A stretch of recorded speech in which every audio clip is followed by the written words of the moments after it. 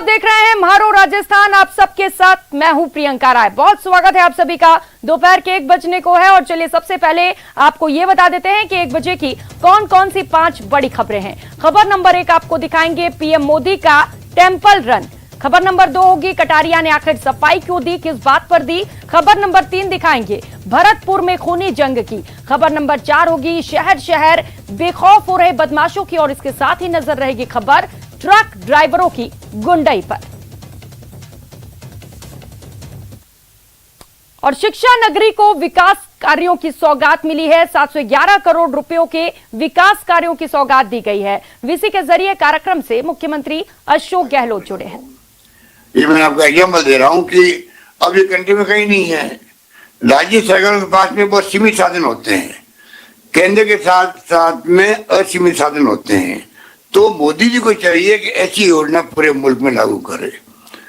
इंदिरा जी के नाम से जो हमने रोजगार योजना शहरों में शुरू करी है नरेगा की तरह, वो योजना पूरे मुल्क में लागू मोदी जी को आगे आना चाहिए करने के लिए। इंदिरा रसोई इस महंगे के जमाने में 8 रुपए खाना मिल जाए, 70 रुपए प्रति थाली जो है सरकार दे रही है, अनुदान दे रही है संस्थाओं को, तब जाके वो 8 रुपए में खाना मिल रहा है। पर बहुत ही शानदार योजना है। आराम से धारीवाली ने अच्छी व्यवस्था करी है। खाना खड़े खड़े नहीं खा रहे, वहाँ बाकायदा सब व्यवस्था की गई है। बैठा करके थाली में खाना परोसते हैं। अच्छा व्यवहार है, अच्छे ढंग से अच्छी क्वालिटी खाना खिला रहे हैं, सब लोग खुश हैं। मैं दूसरी बार गया हूँ जोधपुर के बाद में, कभी जयपुर में, कभी कोटा आऊंगा तो भी मैं जाऊंगा वहां पर इंदिरा रसोई का खाना खाने के लिए। तो इस प्रकार से हम चाहते हैं कि अंग्रेजी स्कूल खोली हम लोगों ने। आप बताइए, कंट्री में पहला प्रयोग किया हम लोगों ने अंग्रेजी के खिलाफ। मैं भी खिलाफ था बचपन के अंदर, कई बार मैं कहता रहता हूँ ये बात, क्योंकि दक्षिण में लोग हिंदी के खिलाफ, उत्तर के लोग हम लोग खिलाफ थे अंग्रेजी के। आज महसूस करते हैं कि जब से राजीव गांधी आईटी और कंप्यूटर का सपना लेके आए हैं, मोबाइल फोन हाथ में आ गए, सबके क्रांति हो गई है। आज मोबाइल फोन इंटरनेट सेवाएं, इसलिए आज हम बैठ करके रिमोट से हम लोग बात भी कर रहे हैं, रिमोट लॉन्च कर रहे हैं आपके कोटा के तमाम प्रोग्राम। तो ये जो वीडियो कॉन्फ्रेंसिंग और सब संभव हुआ ये राजीव गांधी के सपने का परिणाम है। तो इसलिए हम चाहते हैं कि उसी रूप में आज जो काम हाथ में लिए गए उसको हम कैसे पूरा करें, और उसी रूप में आज अंग्रेजी का बोलबाला जो है, अंग्रेजी स्कूल खोली हमने, बच्चे फ्री में पढ़ रहे हैं। और रुक कर लेते हैं एक और बड़ी खबर का। अश्लील वीडियो बनाकर ब्लैकमेलिंग का मामला सामने आया है और ये खबर भी आपको दिखाएंगे। उससे पहले रुक कर लेते हैं अगली खबर का। फेस्टिव सीजन में गैंग्स ऑफ थीफ एक्टिव हैं। जोधपुर में दीपावली के मौके पर महिला चोरों का एक ग्रुप सक्रिय हो गया है। बाजारों में चोरियों की घटनाओं को अंजाम दिया जा रहा है। नई सड़क बाजार में एक दुकान में चोरी की गई है तो घटना का वीडियो सामने आया है। ये पूरी वारदात सीसीटीवी कैमरे में कैद हो गई। लगभग 70,000 कीमत की 2 ड्रेस चोरी कर ली गई है। सदर बाजार थाने में इस पूरे मामले को लेकर मुकदमा दर्ज करा लिया गया है और अब पुलिस पूरे मामले पर जांच में जुटी हुई है। तो जोधपुर से इस वक्त की बड़ी खबर आपको बता रहे हैं। फेस्टिव सीजन है और इसे लेकर गैंग्स सक्रिय हो गए हैं। चोर लगातार चोरी की वारदात को अंजाम दे रहे हैं और आपको ये खबर बता दें जहां पर एक महिला चोरों का ग्रुप एक्टिव हुआ है। बाजारों में चोरियों की घटनाओं को अंजाम दिया जा रहा है। नई सड़क बाजार की घटना आपको बता रहे हैं जहां पर एक दुकान से करीब 70,000 रुपए की 2 ड्रेस चोरी कर ली गई है। तो फिलहाल ये पूरी वारदात सीसीटीवी कैमरे में कैद हो गई है और अब चोर की तलाश में पुलिस जुटी हुई है।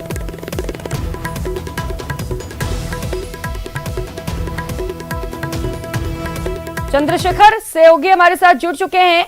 Chandrashekhar, gangs of thieves active हैं और बताया जा रहा है कि महिला चोर का एक गैंग सक्रिय हो चला है। क्या कुछ कहना है पुलिस का पूरे मामले को लेकर?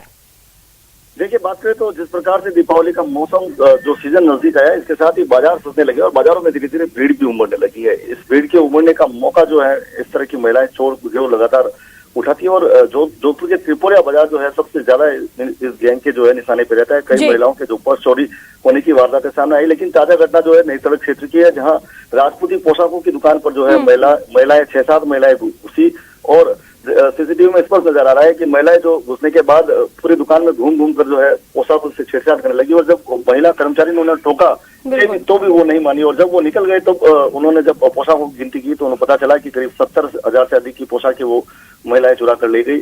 जो अब जो है इस मामले को लेकर रिपोर्ट दर्ज कराई और पुलिस ने मामले बिल्कुल चंद्रशेखर, बड़ी चोरी यहाँ पर 70,000 रुपए के ड्रेस पार कर लिए हैं। फिलहाल देखने वाली बात ये होगी पुलिस कब तक चोरों को पकड़ पाती है। बने रहेंगे चंद्रशेखर आपके पास। इस बीच एक और बड़ी खबर सामने आ रही है। अश्लील वीडियो का मामला सामने आया है। बड़ी खबर इस वक्त की आपको बता दें, अश्लील वीडियो बनाकर ब्लैकमेलिंग की गई है। जोधपुर से इस वक्त की बड़ी खबर, अश्लील वीडियो बनाकर ब्लैकमेलिंग का मामला सामने आया है। पहले महिला ने झांसे में लेकर अंदर बुलाया, फिर कमरे में बंद कर लिया और अश्लील वीडियो बनाए। महिला, 2 युवतियों और 2 युवकों का वीडियो बनाया गया है। पीड़ित से 3 सोने की अंगूठी भी लूट ली गई है। वहीं 50,000 रुपए ऑनलाइन ट्रांसफर भी कराए गए।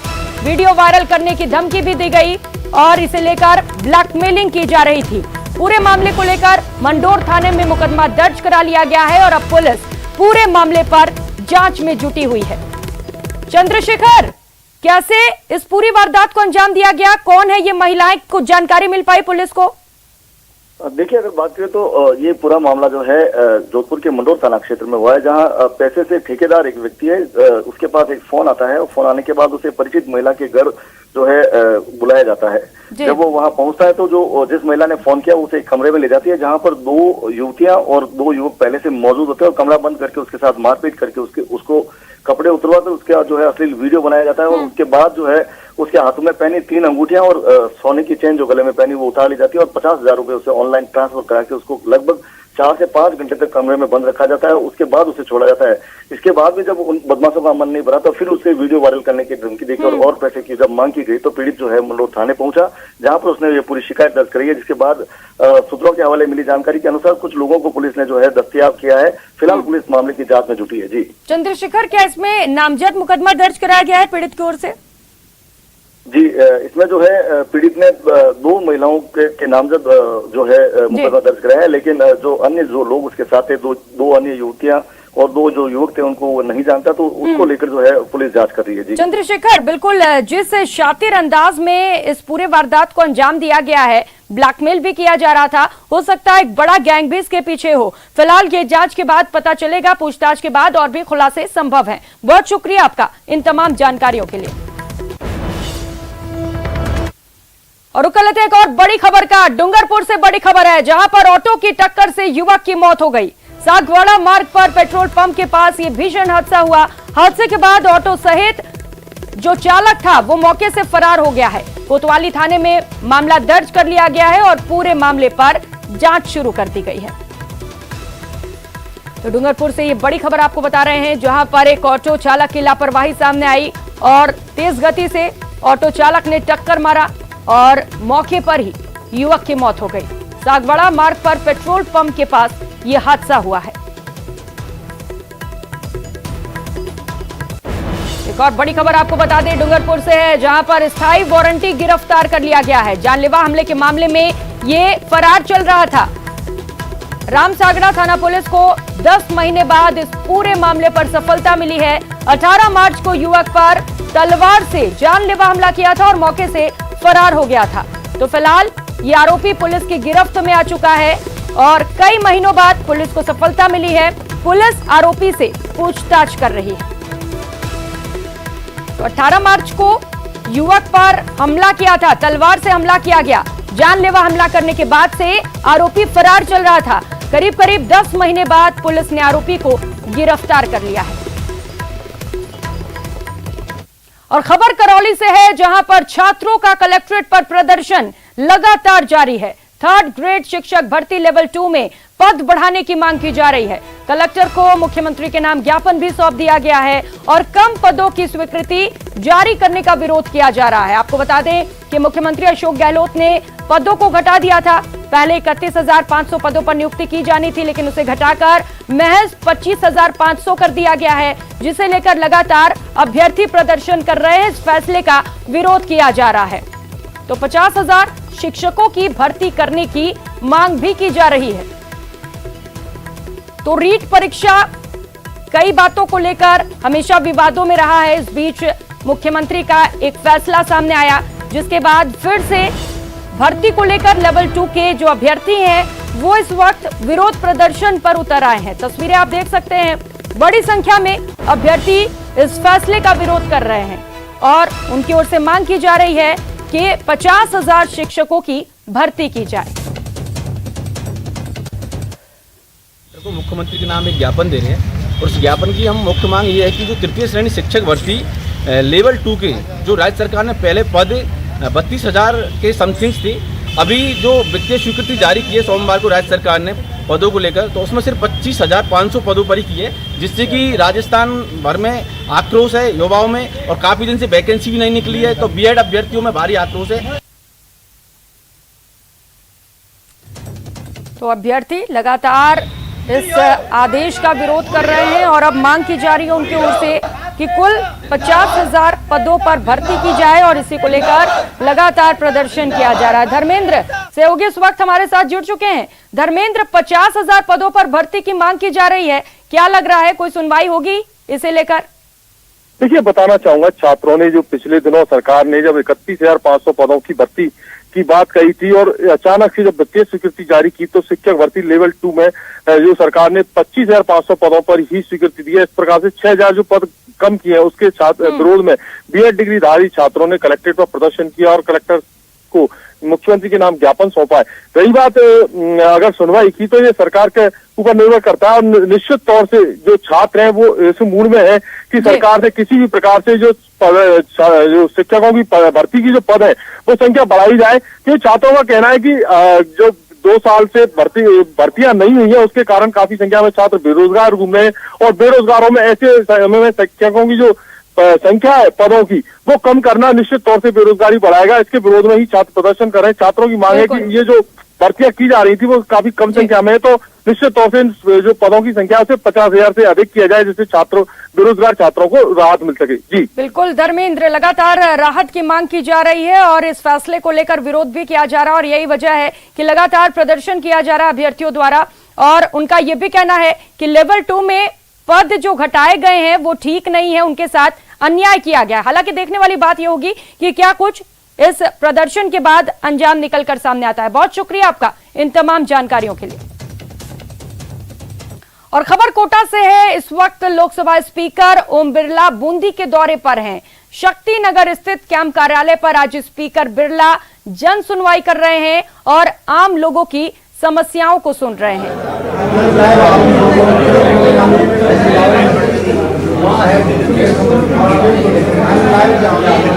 और जितना संभव है मौके पर ही निस्तारण भी किया जा रहा है।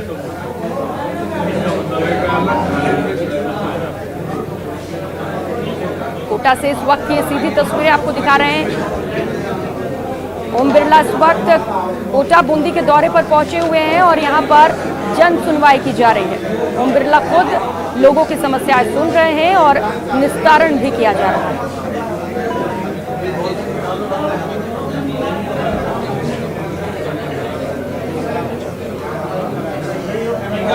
बड़ी संख्या में लोग अपनी फरियाद लेकर पहुंचे हुए हैं और लोकसभा स्पीकर सभी की बातों को सुन रहे हैं और मौके पर ही समस्याओं का निस्तारण कर रहे हैं। और बड़ी खबर सामने आ रही है जहां पर दुकान में तोड़फोड़ की गई है। बांसवाड़ा से ये बड़ी खबर आपको बता दें, अज्ञात लोगों ने एक दुकान में तोड़फोड़ की है। साई कृपा एसोसिएट नाम की ये दुकान है जहां पर कुछ बदमाश जाते हैं और जमकर तोड़फोड़ करते हैं। मारपीट का भी मामला सामने आ रहा है। मारपीट में 2 लोगों को गंभीर चोटें आई हैं। घायलों को जिला अस्पताल में भर्ती करा दिया गया है। तो हजारों रुपए का नुकसान बताया जा रहा है। मौके पर पुलिस पहुंच चुकी है और मौके का मुआयना किया जा रहा है। तो बदमाश कितने बेखौफ हो चले हैं ये आप समझ सकते हैं। एक दुकान में कुछ बदमाश जाते हैं बिना किसी डर के, वहां पर तोड़फोड़ करते हैं। लाखों का नुकसान भी हो जाता है दुकानदार को और इसके साथ ही जमकर वहां पर मारपीट भी की जाती है। 2 लोग गंभीर रूप से घायल हुए हैं जिन्हें उपचार दिया जा रहा है। और खबर भरतपुर से है, जहां पर आपसी विवाद को लेकर फायरिंग हुई है। आपसी विवाद में 2 पक्षों में झगड़ा हो गया। झगड़े में दोनों तरफ से फायरिंग की गई। सड़क पर झाड़ू लगा रहे शख्स को गोली लगी है, तो गोली लगने से एक शख्स की मौत हो गई है, वहीं एक गंभीर रूप से घायल है। डीग सदर थाना इलाके के जाटोली थून की घटना आपको बता रहे हैं, जहां पर तनाव को देखते हुए बड़ी संख्या में पुलिस बल की तैनाती इस वक्त गांव में की गई है। पुलिस के अधिकारी इस वक्त मौके पर ही मौजूद हैं। तो 2 पक्ष जबकि एक गंभीर रूप से घायल है। दीपक सहयोगी हमारे साथ जुड़ चुके हैं। दीपक, अभी कैसी स्थिति है वहां पर गांव में? देखिए प्रियंका, गांव में जो है तनाव की स्थिति है और उसको देखते हुए वहां पर जो है पुलिस जाब्ता तैनात किया गया है। और बच्चों की आपसी लड़ाई को लेकर के ये 2 पक्षों में विवाद हुआ था और उसके बाद जब वहां से जो है जहां पर ये झगड़ा हो रहा था, वहां से जो एक हरिजन है वो सफाई करते हुए वहां से निकल रहा था, तभी उसी दौरान उसको गोली लग गई, जिससे उसकी मौत हो गई। और एक दूसरा युवक जो है वो गंभीर रूप से घायल है, जिसका जिला अस्पताल में जो है इलाज चल रहा है। और डीग सदर थाना इलाके का जाटोली थून गांव है, वहां का ये पूरा मामला है। और सुबह जब नाश्ते कचौड़ी की दुकान पर एक नाश्ता कर रहे थे, उस दौरान बच्चों में कोई आपसी कहासुनी हुई थी, जिसके बाद दोनों पक्षों में जो है विवाद हुआ और दोनों तरफ से जो है फायरिंग हुई। और फायरिंग में जो है एक की गोली लगने से मौत हो गई और दूसरा युवक गंभीर रूप से घायल। फिलहाल जो डीग सदर थाना पुलिस है और अन्य थानों का जो जाब्ता है वो मौके पर पहुंचा है और गांव में तनाव की स्थिति को देखते हुए भारी पुलिस बल तैनात किया गया है और अधिकारी भी मौके पर पहुंचे और पूरे मामले की जो है जांच की जा रही है। जी बिल्कुल दीपक, तनाव की स्थिति और ये ठीक भी नहीं है। एक बच्चे के लड़ाई झगड़े को लेकर यहाँ पर फायरिंग कर दी जाती है। बताया जा रहा है एक शख्स गंभीर रूप से घायल भी हुआ है। दीपक, क्या कुछ स्थिति है फिलहाल उसकी? देखिए, जो गंभीर रूप से घायल है उसको प्राथमिक उपचार के बाद डीग के बाद जो है भरतपुर रेफर कर दिया है। भरतपुर में अब उसको लाया गया है, भरतपुर के जिला अस्पताल में उसका इलाज किया जा रहा है और जो अधिकारी हैं वो मौके पर पहुंचे हैं और कहा जा रहा है कि पूरे मामले की जो है जांच की जा रही है। जी ठीक है दीपक, जांच की जा रही है। बहुत शुक्रिया आपका इन तमाम जानकारियों के लिए।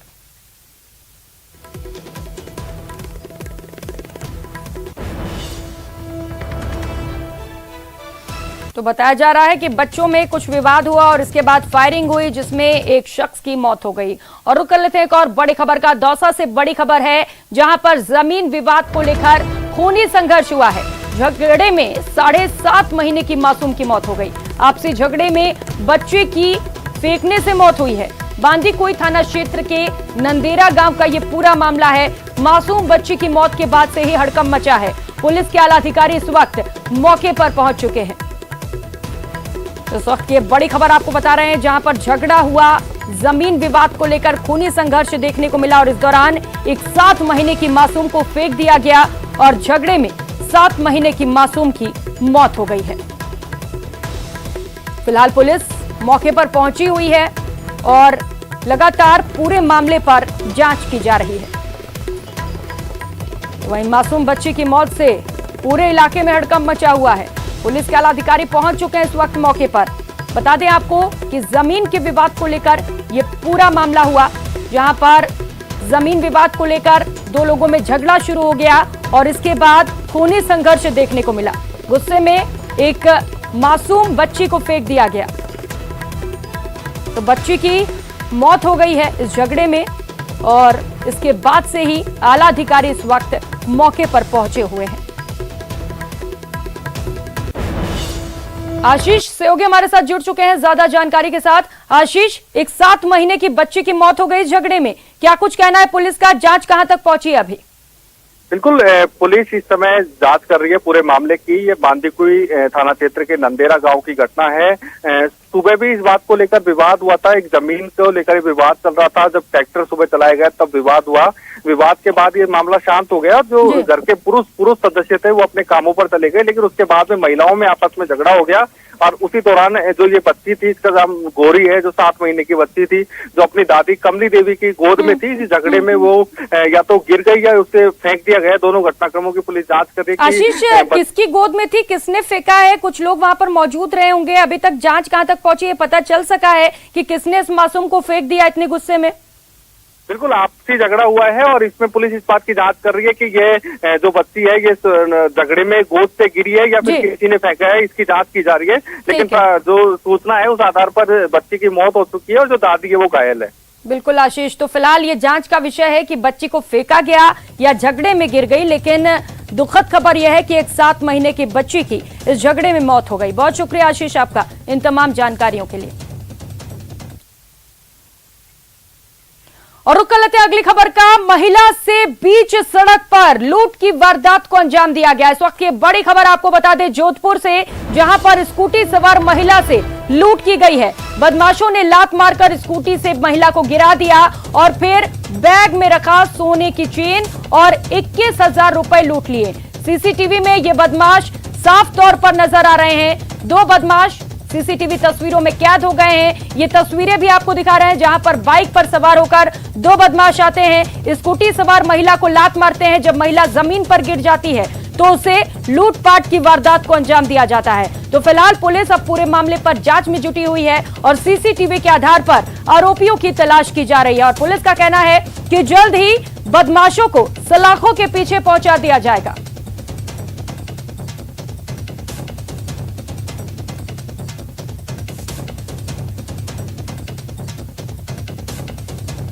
और खबर जालौर से है। सांचौर में पिस्टल की नोक पर लूट की गई है। ड्राइवर से गाड़ी लूटकर बदमाश मौके से फरार हो गए। गुजरात के अंबाजी से किराए पर लेकर ये लुटेरे आए हुए थे वहां पर और ड्राइवर को सुनसान जगह पर ले जाकर उसके साथ मारपीट की और फिर पिस्टल दिखाकर गाड़ी और मोबाइल लूट लिए हैं। सांचौर के कुंडकी गांव के पास की वारदात आपको बता रहे हैं। फिलहाल पुलिस मौके पर पहुंच चुकी है और पूरे मामले पर छानबीन जारी है।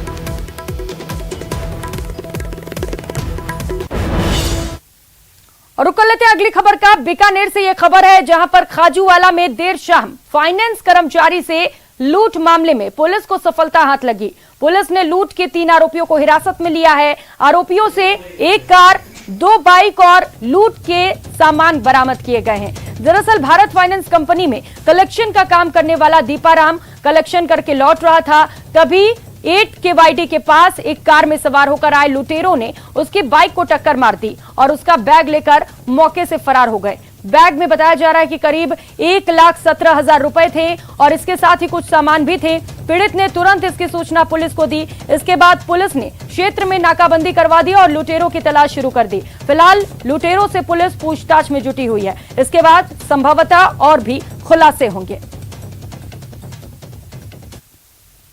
सर मैं भारत फाइनेंस में कलेक्शन का काम करता हूँ। जैसे मैं कलेक्शन करके 6 BD से 8 BD की तरफ आया तो सामने से मेरे पीछे एक कार आ रही थी। उसने मुझे ओवरटेक करके आगे लगा ली और बाइक में टक्कर मार दी।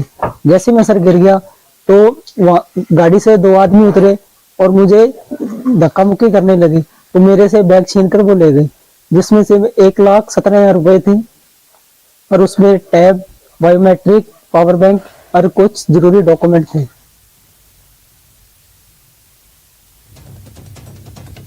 तो बड़ी सफलता हाथ लगी है मामले को लेकर और पुलिस आरोपियों से पूछताछ कर रही है और पुलिस का कहना है कि जल्द ही मामले पर और कुछ खुलासे करेगी। और आज दिल्ली में राजस्थान बीजेपी कोर कमेटी की बैठक होनी है। बीजेपी अध्यक्ष जेपी नड्डा की अध्यक्षता में यह बैठक आयोजित की जाएगी। बताया जा रहा है कि आज शाम 6 बजे बीजेपी मुख्यालय में इस बैठक का आयोजन होगा। मिशन 2023 और 2024 को लेकर बैठक में चर्चा की जाएगी। विपक्ष के नेता गुलाब चंद कटारिया और अन्य नेता भी मौजूद रहेंगे। Delhi Rajasthan BJP core group की बैठक आज शाम 6 बजे दिल्ली में आयोजित की जाएगी। आपको बता दें राष्ट्रीय अध्यक्ष जेपी नड्डा इसमें पार्टी नेताओं से चर्चा करेंगे। तो मिशन 2023 और 2024 को लेकर रणनीति तय की जाएगी। बीजेपी के तमाम बड़े नेता इस बैठक में हिस्सा लेंगे। राष्ट्रीय अध्यक्ष जेपी नड्डा इसमें अध्यक्षता करेंगे और तमाम मुद्दों को लेकर चर्चा की जाएगी। आज शाम 6 बजे यह बैठक प्रस्तावित की गई है। 20 और 21 को आप लोगों को संज्ञान में है कि माननीय राष्ट्रीय अध्यक्ष जेपी नड्डा जी का कोटा में दौरा प्रस्तावित था और उस दौरान उनका अलग अलग वर्गों के साथ संवाद था, प्रबुद्धजनों के साथ, युवाओं के साथ, बूथ के कार्यकर्ताओं के साथ। और उसमें एक जो महत्वपूर्ण बैठक थी वो कोर समिति की बैठक भी पहले से प्रस्तावित थी और वो 21 तारीख को ही थी। लेकिन क्योंकि इसी दौरान हिमाचल के चुनाव घोषित हो गए और हिमाचल के चुनाव घोषित होते ही उम्मीदवारों का चयन, वहाँ की तैयारियाँ, इस लिहाज से अध्यक्ष जी को दिल्ली में रहना लाजमी था। और ये पहली बार नहीं हुआ है, न तलब हुआ है। पहले से प्रस्तावित बैठक थी जो अध्यक्ष जी की और केंद्रीय नेताओं की सहूलियत के लिए हम सब लोगों ने उचित समझा कि हम लोग दिल्ली जाकर और उनके आमंत्रण पर कोर समिति की बैठक वहीं करें। और इसलिए अननेचुरल भी नहीं है, कोई तलब नहीं है, कोई तलबगार नहीं है, पार्टी की अपनी व्यवस्था की परंपरा का एक हिस्सा है। वहां पर जो चर्चा होगी उसमें खासतौर पर, क्योंकि एक नियमित अंतराल पर होती है कोर समिति की बैठक, कई बार तात्कालिक मुद्दे भी होते हैं और कई बार दीर्घगामी मुद्दे भी होते हैं। लेकिन अभी क्योंकि गुजरात और हिमाचल के चुनाव हैं और हिमाचल के अलावा गुजरात के चुनाव में पार्टी 43 सीटों पर 108 नेता वहां प्रचार में रत हैं। पार्टी के कोर समिति के सदस्य, हमारे चारों ही केंद्रीय मंत्री, उनका भी वहां प्रचार में जाना होगा। पार्टी के सभी प्रमुख नेता जहां जहां आवश्यकता होगी वहां प्रचार में जाएंगे। तो एक तो गुजरात के चुनाव में राजस्थान की पार्टी की 43 सीटों पर जीत की रणनीति और उस पर चर्चा होगी। दूसरा, पार्टी 23 के लिए भी, क्योंकि गुजरात के बाद पूरा फोकस होगा।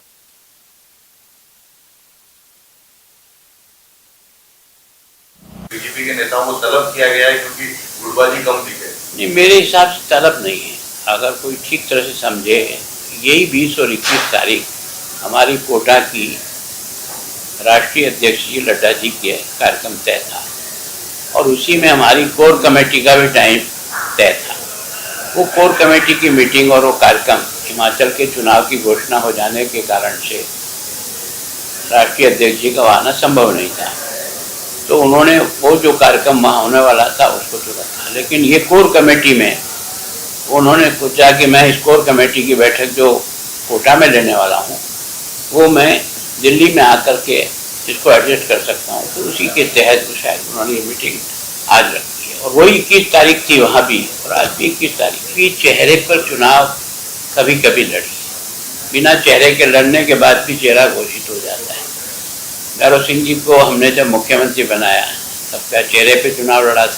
नहीं लड़ा था, बिना चेहरे के लड़ा था और गौरव सिंह जी बना दी। वसुंधरा जी को जब यहाँ लाए थे तो केवल अध्यक्ष के रूप में लाए थे, चेहरे के रूप में नहीं घोषित किया पहली बार। सेकंड बार में चेहरे के रूप में घोषित करके ही चुनाव लड़े थे। थर्ड टाइम में भी चेहरा घोषित करके चुनाव लड़े थे।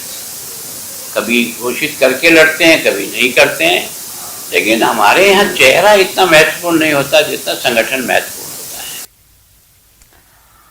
और दिल्ली से सहयोगी लखवीर इस वक्त सीधे हमारे साथ जुड़ चुके हैं, उनके पास चलेंगे और भी ज्यादा जानकारी लेंगे। लखवीर, बीजेपी का मिशन 2023 इस वक्त बीजेपी तैयारियों में जुट चुकी है और आज दिल्ली में महामंथन होना है। आज जीत का मंत्र देंगे जेपी नड्डा।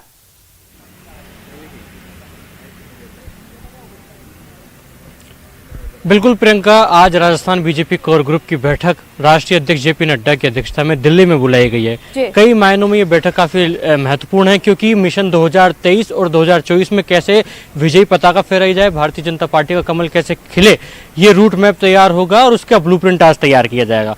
इसके साथ ही प्रदेश में भारतीय जनता पार्टी की गुटबाजी को कैसे शांत किया जाए और प्रदेश बीजेपी इकाई को एक जाजम पर एकजुटता के साथ कैसे लाकर खड़ा किया जाए, ये राष्ट्रीय आलाकमान का पहला और बहुमुखी उद्देश्य है। लेकिन लगातार जिस प्रकार से राजस्थान बीजेपी की अंदरूनी लड़ाई कई बार जगजाहिर हो जाती है, वो राष्ट्रीय आलाकमान के सामने चिंता का सबब बना हुआ है। ऐसे में आज राष्ट्रीय अध्यक्ष जेपी नड्डा तमाम कोर कमेटी के सदस्यों के साथ बैठकर उसको कैसे शांत किया जाए इसका फॉर्मूला तय करेंगे। इसके साथ ही आगामी दिनों में पीएम नरेंद्र मोदी और तमाम आला नेताओं के दौरे भी होने हैं, उसको कैसे सक्सेसफुल बनाया जाए। सूबे की अशोक गहलोत सरकार 4 साल का कार्यकाल पूरा करने जा रही है, जिसको भारतीय जनता पार्टी 20 नवंबर से लेकर अगले 1 महीने तक जन आक्रोश यात्राएं तमाम 200 विधानसभा सीटों पर निकालने जा रही हैं। उसका रोड मैप भी तैयार किया जाएगा, क्योंकि राष्ट्रीय नेता भी राजस्थान में पहुंचेंगे, तो कैसे जनता तक पहुंचा जाए, मोदी सरकार की जन कल्याणकारी योजनाओं का प्रचार प्रसार किया जाए, कैसे पहुंचा जाए, ये बड़ी चुनौती। और इसके साथ ही सीएम फेस को लेकर कई दावेदार हैं राजस्थान में,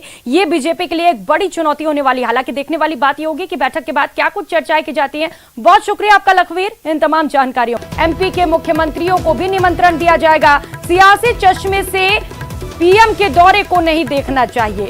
इस वक्त ये बड़ी खबर आपको बता रहे हैं। पीएम के दौरे को लेकर केंद्रीय मंत्री अर्जुन राम मेघवाल का ये बयान सामने आया है।